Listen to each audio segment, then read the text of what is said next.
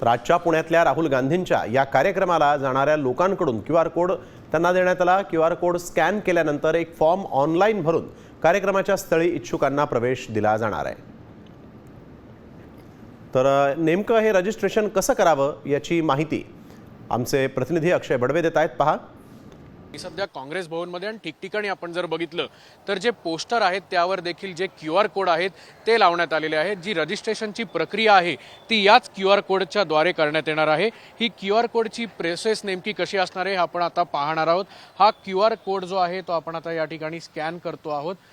Scan केल्यानंतर एक link जी आहे ती इनडायरेक्टली तुम्हाला त्या rahulgandhi.in या वेबसाईटवर जाऊन तुम्हाला लिंक होते।